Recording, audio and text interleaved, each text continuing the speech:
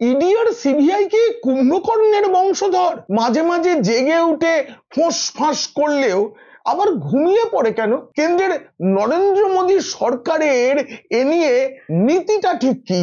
অন্য রাজ্যে তৎপরতা দেখা গেলেও এ রাজ্যে কেন্দ্রীয় সংস্থাগুলো ঝিমিয়ে থাকে, আবার কখনো কখনো তাদের লেজে গোবরে অবস্থা হয়। কিন্তু কেন এত এত অভিযোগ, তবু ভাইপো অভিষেক বন্দ্যোপাধ্যায় গ্রেপ্তার হন না কেন? এমন অনেক প্রশ্নের উত্তর খুঁজতেই আজকের প্রতিবেদন। অনেক পুরনো এবং গোপন নথিও আজকে আমি দেখাবো। যদি ভালো লাগে তবে পিনাক্কি বলছে চ্যানেলটি সাবস্ক্রাইব করবেন। আর এখন দেশের দুই প্রধান তদন্তকারী সংস্থার ঝিমিয়ে থাকা নিয়ে দেখুন এবং শুনুন পিনাক্কি বলছে। বন্ধুরা, আমার মতো আপনাদের মনেও ইডি সিবিআই নিয়ে অনেক প্রশ্ন আছে, আমি জানি। আমি বেশ কিছু কমেন্ট পেয়েছি, তারপর লেখাপড়া শুরু করি। বেশ কদিন একটু লেখাপড়া, পুরনো জিনিসপত্র ঘাটাঘাটি করার পর আমি এই প্রতিবেদন সাজানোর সাহস পেয়েছি বলতে পারেন।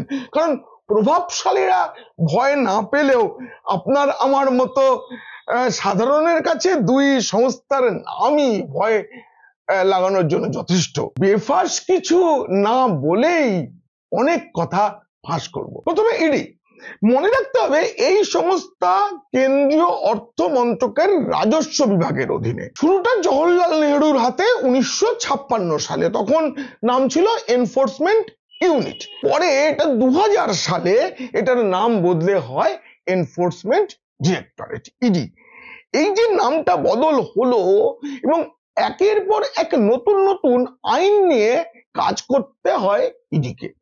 দেখুন, যেমন FEMA, foreign exchange management act, এটা নিয়েই প্রথম দিকে কাজ শুরু করেছিল ইডি। পরে এর সঙ্গে যুক্ত হয় পিএমএলএ, মানে হচ্ছে prevention of money laundering act. 2002 সালের এই আইনের বলেই এই এখন আমাদের পার্থ চট্টোপাধ্যায়, যার বান্ধবীর বাড়ি কারি কারি নগদ টাকা উদ্ধার হয়েছিল, তিনি জেলে রয়েছেন। পরে 2018 সালে FEOA, ফিউগেটিভ ইকোনমিক অফেন্ডার্স অ্যাক্ট, মানে যারা টাকা পয়সা উল্টোপাল্টা কাজকর্ম করে, ব্যাংকের ঋণ শোধ না করে যারা বিদেশে পালিয়ে গিয়েছে, আর্থিক তছরূপ মামলায় যাদের নাম রয়েছে, এদেরকে নিয়ে এই আইনটা মোদি জমানায় হয়। সেটাকে নিয়ে তারপরে তাদের তদন্তের দায়িত্বটাও ইডির উপরে আসে। তবে এর মধ্যে একটা বাদ চলে গেল, যে কফে পোসা, মানে conservation of foreign exchange and preservation of smuggling activities act, এটা নিয়েও ইডিকে কাজ করতে হয়। কেন এগুলো বললাম? এই যে কালে কালে ইডির এত কাজ বেড়েছে, তাতে ইডির কলেবরও বেড়েছে, এটা ঘটনা, কিন্তু তার থেকে দুর্নীতি বেড়েছে কয়েক গুণ বেশি। ইডির যা পরিধি বেড়েছে, লোকজন নেওয়া, তার থেকে দুর্নীতি এত বেশি বেড়েছে যে ইডির পক্ষে এখন অবস্থাটা কেমন হয়ে গেছে জানেন তো? শীতকালে ছোট কম্বল নিয়ে শোয়ার মতো। পা ঢাকতে গেলে মাথা বেরিয়ে যায়, আবার মাথার দিকে টানতে গেলে পা বেরিয়ে যায় অবস্থা। এই যে এইসব হয়েছে, এসবের ছাড়াও একটা কারণ আছে, সেটা প্রধানমন্ত্রীর বক্তব্যে বোঝা যায়। মানে তাতে বুঝে যাবেন মোদী সরকার রাজনৈতিক নেতাদের বিরুদ্ধে এনফোর্সমেন্ট ডিরেক্টরেটকে কাজ করতে দিতে কেন ভয় পায়। ईडी ने जितने केसेस किए ना, उसमें से सिर्फ, देश को समझना, सिर्फ 3% ही पॉलिटिकल लोग इन्वॉल्व है जिन पर एक केस हुए हैं। 97% जिनका राजनीति से कोई लेना देना नहीं, ऐसे लोगों को हुआ है, जो कोई ड्रग माफिया है, कुछ अफसर हैं जो करप्शन करते हैं। ইডি কে কেন্দ্রীয় সরকার ব্যবহার করছে, বিজেপি সরকার ব্যবহার করছে, এই দুর্নামটা প্রধানমন্ত্রী নরেন্দ্র মোদী নিতে চান না, তার দল বা তার সরকারও নিতে চায় না। কিন্তু চাইলেই কি হয়, দুর্নাম নিতেও হয়। ইডি আর সিবিআই কে দিয়ে লোকের বাড়ি বাড়ি টাকা লুট করছে।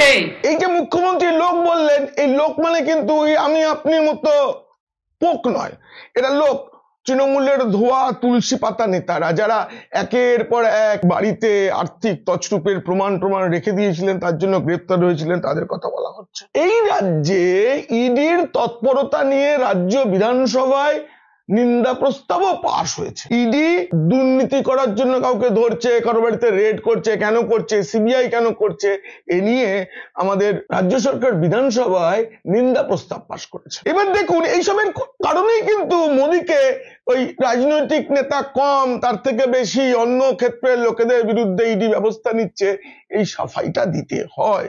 যদিও তিনি দাবি করেন যে তার আমলে অনেক বেশি সফল ইডি, অনেক কাজ করেছে। তো সেটা কতটা সফল সেটা আমি আপনাদের দেখাবো, তবে তার আগে মোদীর আরেকটা বক্তব্য আপনাদের শুনতে হবে। ईडी एक स्वतंत्र संस्था को काम कर देना चाहिए, नहीं करने देना चाहिए। बनाई क्यों भाई? 2014 से पहले ये संपत्ति अटैच करने का ईडी को अधिकार है। 2014 से पहले उन्होंने सिर्फ 5,000 करोड़ रुपए की संपत्ति अटैच की। দেখাবো কতটা সফল। তার আগে এই যে বললেন না স্বশাসিত সংস্থা, এই সংক্রান্ত একটা কাহিনী আপনাদের বলবো, আপনারা চমকে যাবেন।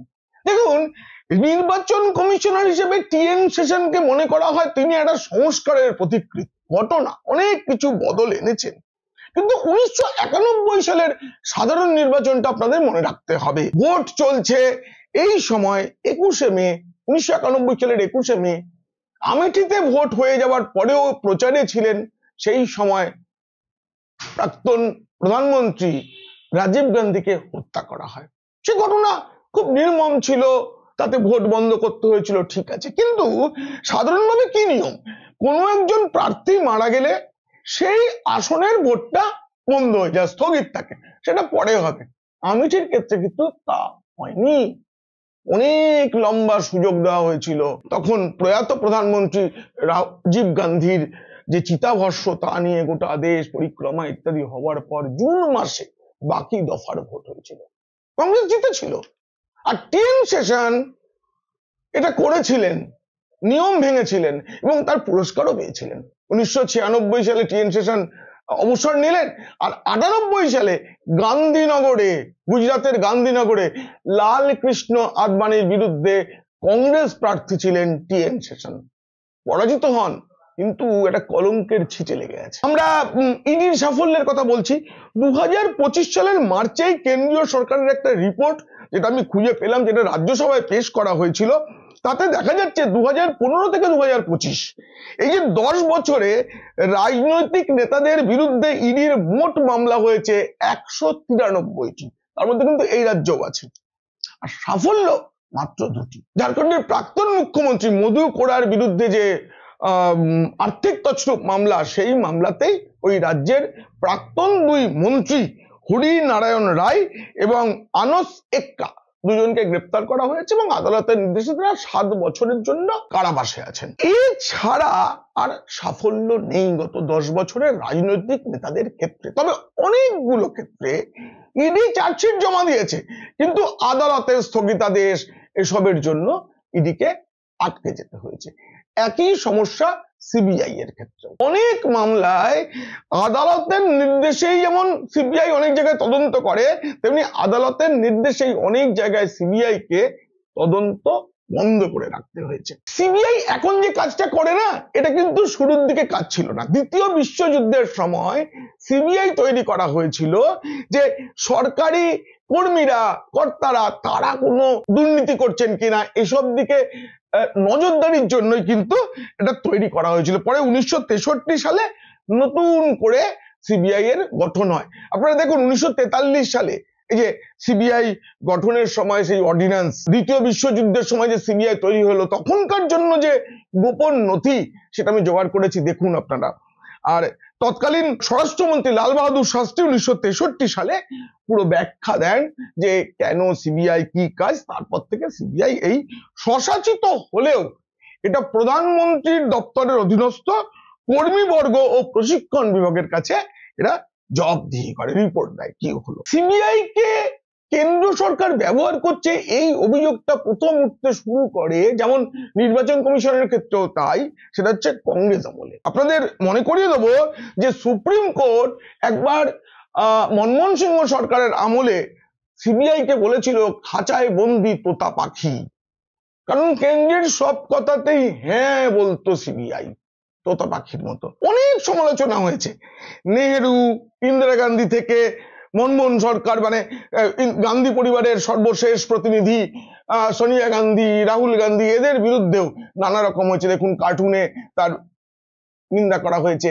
পরে মোদির জমানাতেও তোতা পাখি বলা হয়েছে সিবিআই কে। এখানেই কেন্দ্রীয় সরকারের ভয় যে সুপ্রিম কোর্ট আবার যদি তোতা পাখি বলে তখন গোটা দেশে নিন্দার ঝড় বইবে।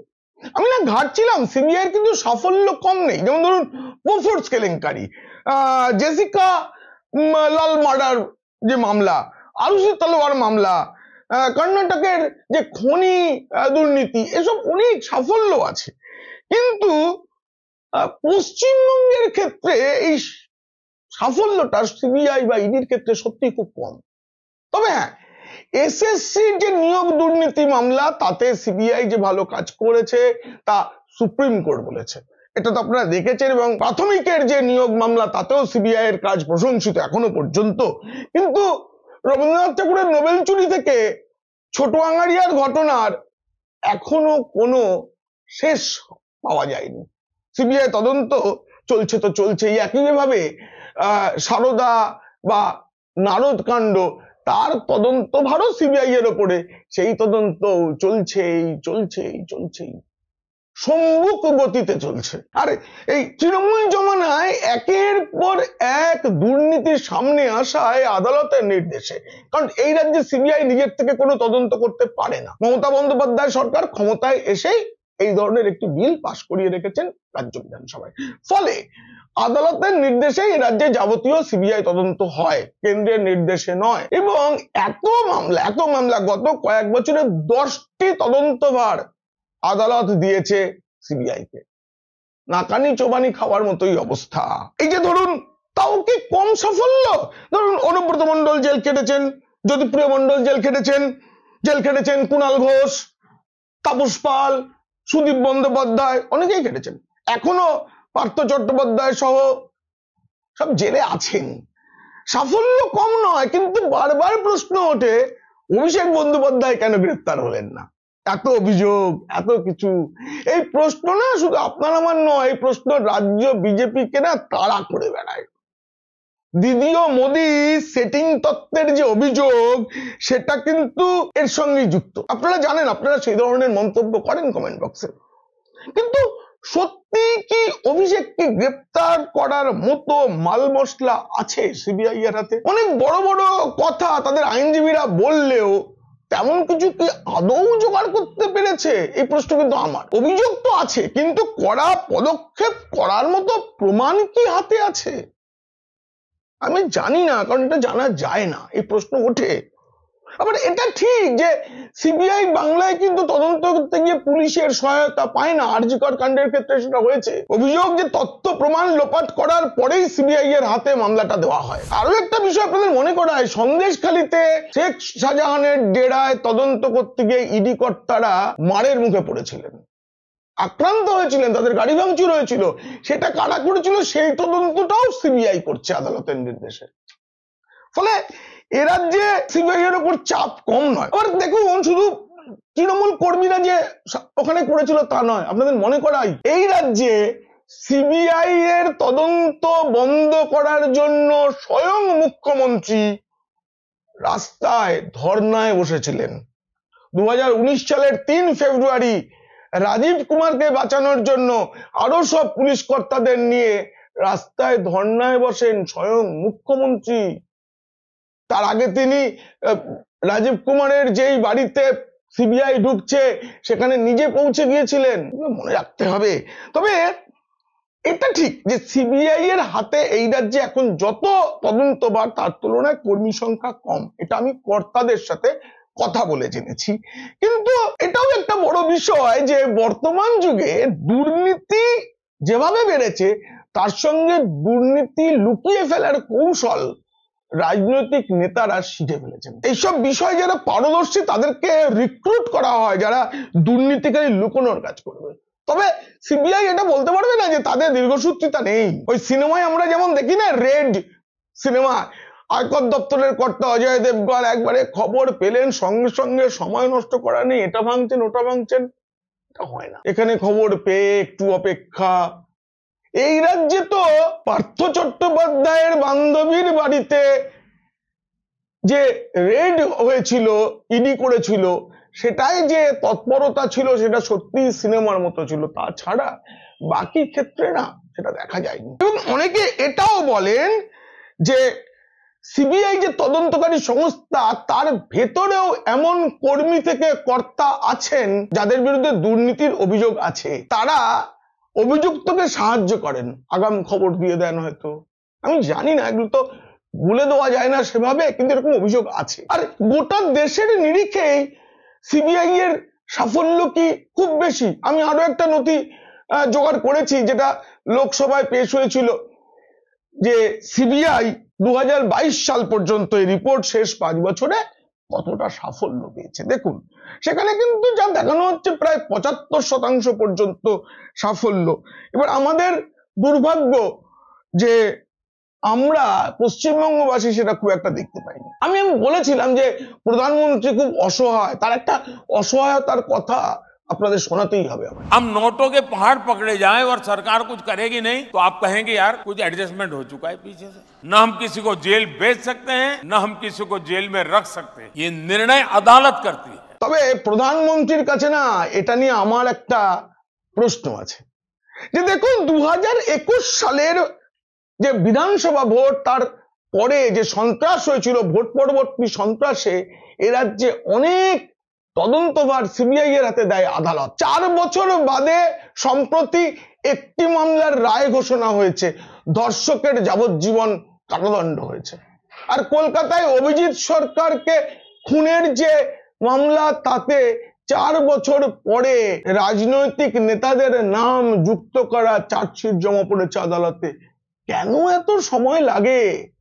আদালতের কাছেও ধমক খেয়েছে সিবিআই, যে 2 বছর আগে যে তথ্য পাওয়া গেছে সেটা দিতে এতদিন লাগলো কেন? এখনো কেন অভিযুক্তদের কাছে সমন পাঠানো হয়নি? এত সময় লাগার কারণটা কি খুঁজে দেখা যায় মাননীয় প্রধানমন্ত্রী? নাকি আমাদের ধরে নিতে হবে লাল ফিতের ফাঁসে আটকে থাকে? নাকি এটা ধরে নিতে হবে যে সর্ষের মধ্যেই ভূত আছে? এই আলোচনা কেমন লাগলো জানিয়ে অবশ্যই মন্তব্য করুন। ভালো লাগলে বন্ধুদের শেয়ার করুন, খারাপ লাগলে শত্রুদের। আপনারা ভালো থাকবেন।